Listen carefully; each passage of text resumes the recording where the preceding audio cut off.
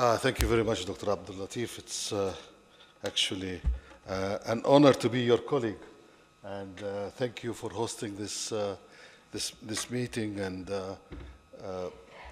which I think is on a very important subject. And let me start first by asking the question about what is the new normal really, and what the importance of coping with it.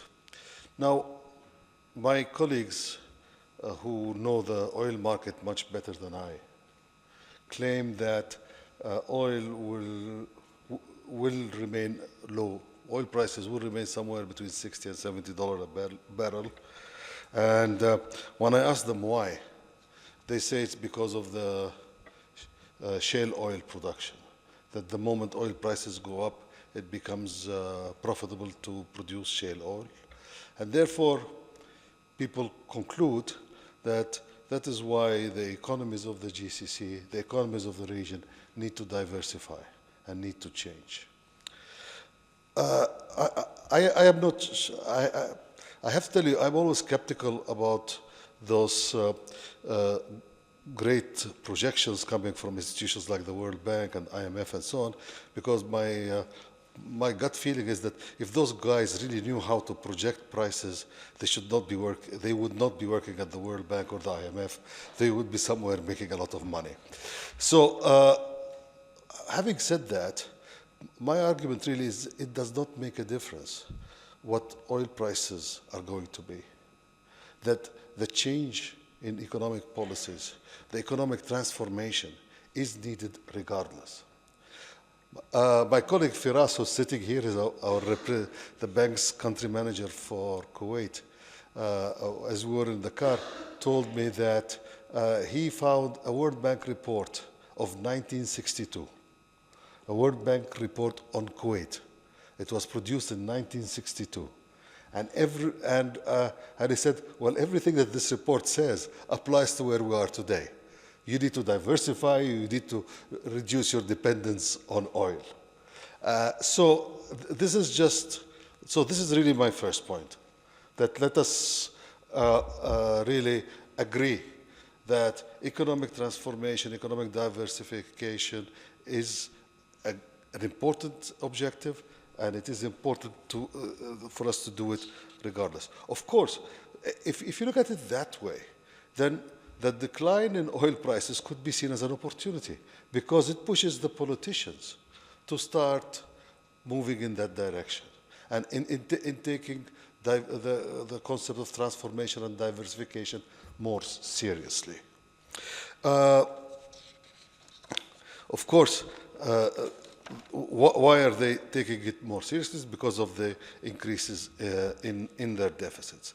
Now, when I talk about economic, and actually one of the things and some of the themes a lot of my colleagues I know will be talking about today and tomorrow is really we should not talk about diversification per se anymore. We should talk about economic transformation.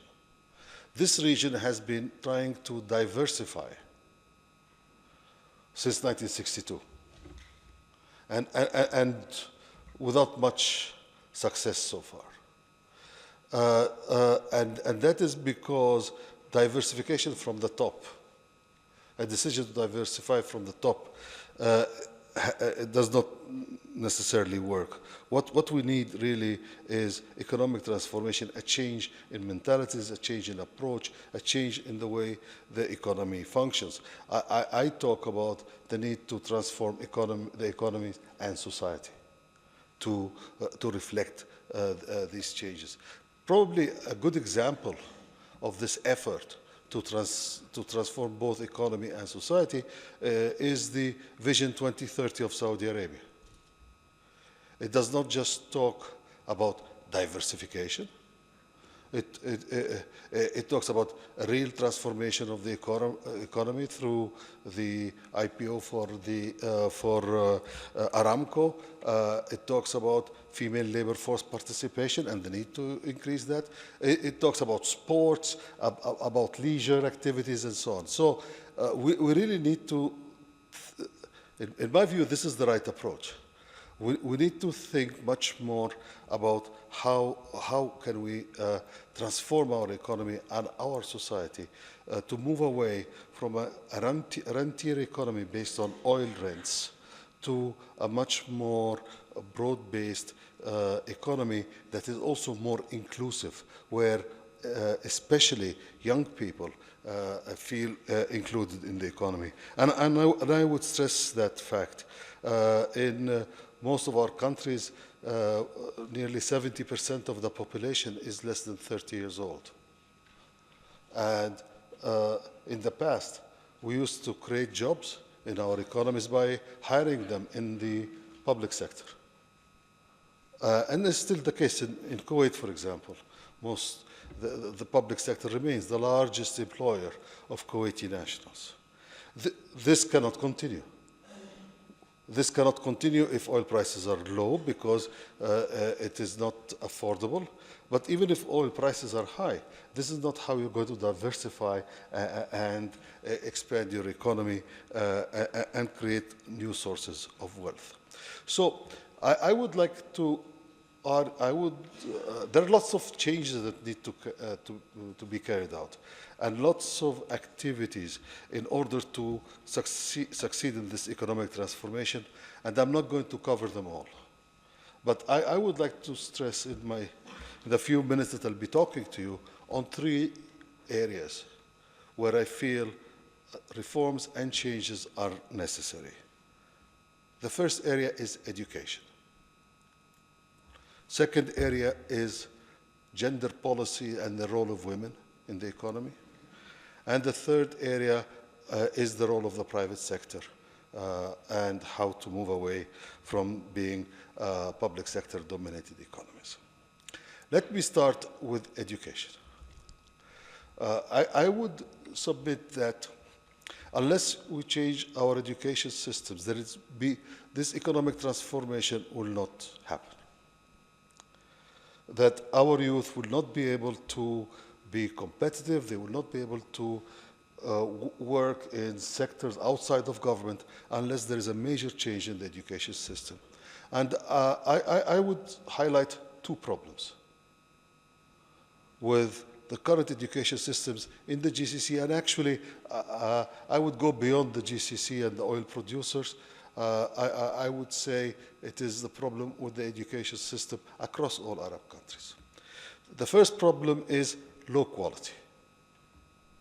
Even though we spend a lot of money on education in our countries, there isn't a single Arab country today where students get the average in the SIMS and PISA tests, in the international tests. Not a single Arab country. In many of our countries, the students finish the primary cycle and they can't even read or write. What does this mean? It means that we have situations where we have young people who have spent 12 years at school, more often than not, 4 years at university. They have a diploma that says that they are qualified and so on, but the diploma really is not worth much because they have not learned what that diploma says that they have learned. And so from the young person's point of view, he or she have studied, have passed their exams, they have paid their dues, their families have spent money, often also on private lessons and tutors and so on. And at the end, they cannot find a job. Unless, of course, the government hires them. So this creates a lot of frustration. And unless we deal with this issue, we will have a problem. The second problem with the education system, other than the low quality, is that the whole pedagogical approach that we have in the region. We are not developing what we call at the World Bank, or actually what people call in general, 21st century skills. We still have a system that is based on rote learning, as you all know better than I. And we're not developing skills like problem solving, working in teams, communicating, and so on and so forth. This makes also finding jobs and employability more difficult and more complicated. It also adds, I would say, as to the social and political pressures in the region, because if you have people who have been taught that there is only black and white, right and wrong, then you'll have people who are less tolerant and less open to others and to differences. And that adds to the stress in society and adds to instability. So those are the two problems as I see them of the education systems in our region. And unless they are fixed, we will not have economic transformation. We will not have diversification. And actually, as I would argue that we will not have economic, political and social stability in the region. This is the only region in the world that I know of where the probability of being unemployed rises with your level of education. So this is, now, what can we do about it? I would suggest an education reform program across the region based on 5 points. The first point that all the experts tell me is very important is early childhood development. Just starting educating people in primary schools at the age of 6 is too late, according to experts. We really have to develop preschools. The second point for education reform that I would like to stress is the focus on basic competencies in the primary and secondary cycles. Maths, language, and science. The third aspect that is really important also is to change the pedagogical system to develop soft skills, the 21st century skills. The fourth aspect that is to change the governance of our education systems.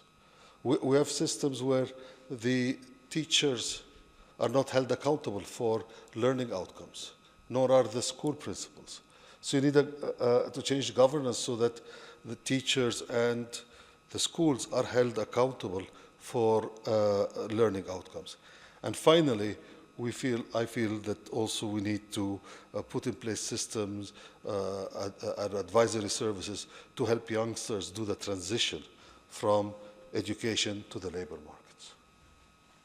So this is really the first, when we talk about the need for economic transformation and diversification in our region, especially GCC countries, this is actually the first area where I believe we need to do reforms. And actually, I would happy to report to you that many of the countries in the region are starting down that road. Kuwait has a big program for education reform. I was just in UAE, met with the Minister of Education, who are also starting program of education reform, and so is Jordan. So there is a lot of action. I think that this is a problem that now is well recognized. I just would argue that unless we deal with this problem, let us not talk about diversification or transformation. Second point I want to raise is gender and the role of women in the economy and in society. Now, I keep talking about gender in nearly every conference I'm invited to, and people say, Hafez, what is this? Are you trying to impose Western values on us?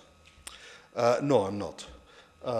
Actually, I came to the conclusion that we need to do something about the role of women in our societies and in our economies based on very hard-nosed economic analysis. And let me tell you how I came to that conclusion. Our region has one of the lowest, actually not the lowest, but one of the lowest female participation rates in the world, whether we're talking about labor market participation or participation in the economy through entrepreneurship, etc. And this is the case, although women in our region have the same level of education as men. There isn't a big divergence in education levels between young men and young women in the Arab world. Actually, in some countries, Tunisia, for example, you have more women graduating from university than men. So what is happening is that you are investing in the women. They're going to schools, they're going to universities, and then they stay at home. So I would argue that this is creating two types of problems. The first problem just has to do with overall economic growth. I mean, back of the envelope calculations that we carried out at the bank argue that would show that if female participation in the Arab world rises to be at the same level as male participation, then Arab GDP would be 47% higher than what it is today. So there is just a loss in GDP. 47% is what my colleagues calculated. Even if they are wrong by 100% and it's only 20%, it's still a lot. The other point why this is important is when we talk about inclusion and inclusive growth. Is that sometimes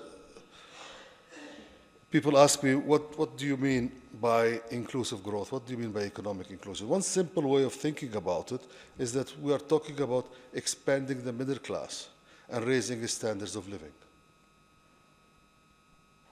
Economic inclusion could be seen as simply expanding the middle class, enhancing their standard of living. Now, let us look around the world and see what a typical middle class family looks like. A typical middle class family around the world consists of two adults who work. Look at America, look at Europe, Asia. Your typical middle class family consists of two adults who work. Now, if you want to create a middle class with only one adult who works, back on the envelope calculations imply that you need if you want to have the same level, say, of income for your middle class as in Asia or in Europe, then this one adult who's working, this man who's working in our region, should have a level of productivity which is 1.6 times the productivity of the men in those other countries, which is obviously not the case. So that is why I believe gender issues are important. It is because of the impact on overall GDP levels and the impact if we want to develop a middle class. Trying to develop a middle class with only one adult working is very, very difficult.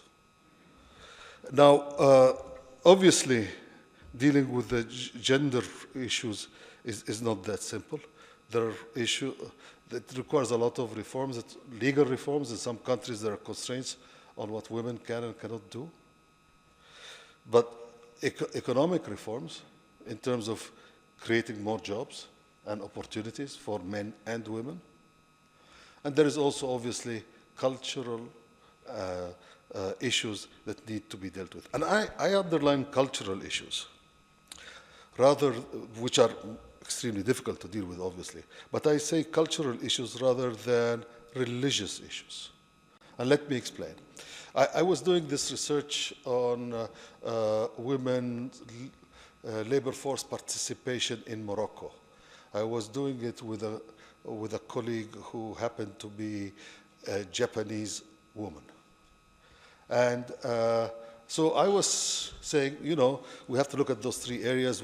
What do the laws say? What is happening in the economy? And what about the religious taboos and so on?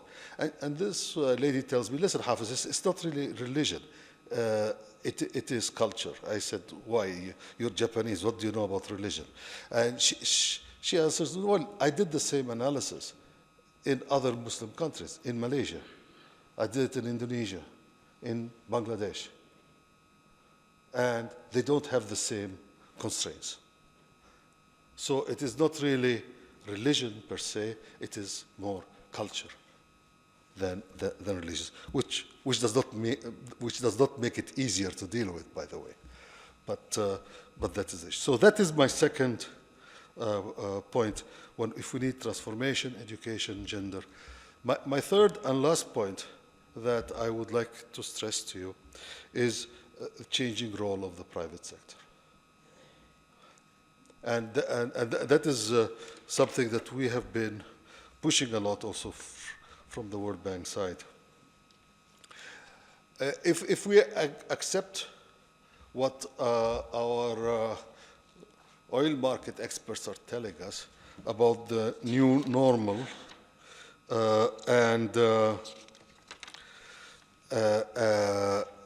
then we would realize that fiscal pressures are going to be very, very important.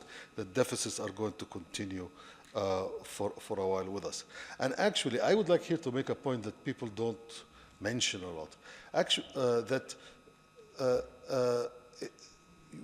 which is, when we talk about the low oil prices, we usually think about the GCC and maybe Algeria, the oil exporters, and the impact, and we say there is negative impact on those guys, but the oil importers benefit. It is not that obvious, because many of the oil importers in our region are also they get a windfall because their imports of oil becomes cheaper, but they lose in terms of foreign direct investment because they get a lot of foreign direct investment from the GCC. They lose in terms of aid. They lose in terms of labor remittances. They lose in terms of tourism. So on balance, it is not that clear that, say, Jordan or Egypt are better off when oil prices are low. So when I talk about the new normal and the need to adjust to it, it is not just GCC, Algeria, but it's all. But I think it is across the region. So obviously the impacts are bigger and stronger here in Kuwait than, say, in Jordan, but Jordan is still impacted. What we see is that the region, according to our calculations, and I would like to focus on moving from this knee-jerk reaction that we always have, that infrastructure should be financed by governments. Then, according to our calculations, the whole region, MENA region, now I'm not talking just about GCC, but I'm talking about the region from here all the way to Morocco, requires about $100 billion annually of infrastructure investment, $100 billion. And with the fall in oil prices, governments will not be able to afford it. So one reason to think of new approaches for infrastructure financing is to look at is because of the availability of funding, that we just need to raise more resources from infrastructure, from the private sector.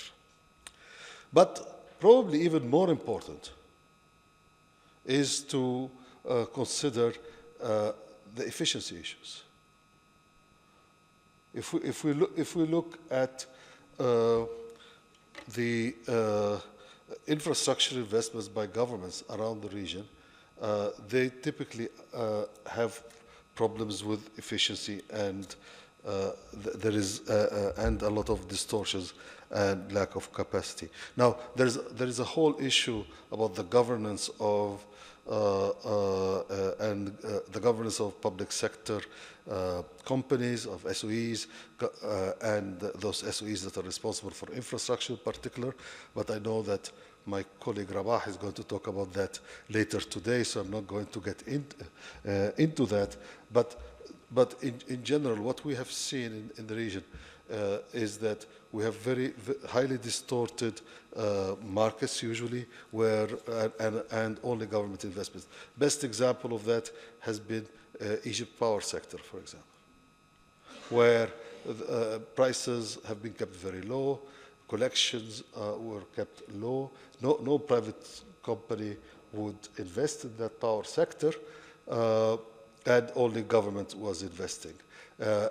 Government was investing, couldn't invest enough, lot of problems in terms of the quality of service. We see that also in many of our countries across the region, Lebanon being a very prominent example in terms of the electricité du Liban, and in terms of lack of investment, low quality services, and so on. So I argue that if we want to transform the region, we need to get much more private investment, we need to get much more private domestic as well as foreign investment, and that would require a change in our attitude towards private investment, especially in infrastructure. And that requires more public-private partnerships. This is really the third point I wanted to raise. Now, what is interesting is that if you look in terms of the number of public-private partnerships around the world per capita, MENA actually has the lowest number across all of the regions in the world. But because of a few large investments, actually in terms of volume of PPPs, in terms of the dollar amounts, it is not that low. We have very good examples of successful PPPs, like the Queen Alia Airport in Jordan, the Medina Airport in Saudi Arabia. We see a lot of PPPs in UAE, for example. So the argument here is that if you want to transform the economy, you need to transform the mentalities, and that will also mean that you need to transform the approach to the private sector. And one way of doing that, obviously we've been talking a lot about doing business and so on, which is important, the business environment, but also I believe that we need to look beyond that and look at at getting more private investment in power, in water, in transport. What does this mean? How can you achieve that? How can you mobilize more investment in infrastructure? This actually requires two types of changes in our economies. The first one is it requires a regulatory change. We were talking about the examples of the pricing. And all of our countries are moving towards that today, of getting prices that reflect the real economic variables. So that means you need to get the power prices right, you need to get the prices of water right, you need to get the prices of transport right, which is obviously not, as we are talking about that here in Kuwait, and I've been reading some of the debates in the Kuwaiti parliament. Obviously, that is not an easy political decision. But it is being done across the region. I mean, and in a sense, the oil price decline, which I said could be seen as an opportunity, is an opportunity to get prices right. because you can also argue of moving that the need to move away from subsidized pricing across the region. So there's a need for policy and regulatory reforms. The other issue is to deal with risk. How to deal with the risk that the private investor faces, and especially if we're talking about public-private partnerships, then we need to talk about dealing with the sovereign risk. And that is where the international organizations like the World Bank and others can help in providing insurance, in providing partial risk insurance guarantees, and providing insurance against sovereign risks. So I don't want to talk for too long. Again, I mean, let me summarize my conclusion is that I would like to say that regardless of what will happen in the oil market, economic transformation and diversification in GCC countries is a necessity. It's a necessity for economic, social, and political stability and development of the region.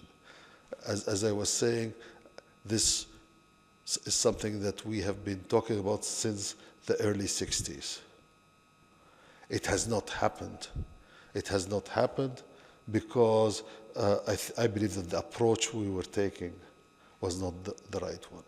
That to succeed in this diversification, we need a real transformation of the economy and, to a certain extent, society. And a change in mentalities and our approach. How can you change society from just depending on oil rents to actually working and developing different aspects of the economy? Of course, this transformation would require many, many changes and actions on many fronts. I do not claim that in my few minutes talk I covered everything that needs to be covered, but I just wanted to highlight those 3 points that I think we need to look into,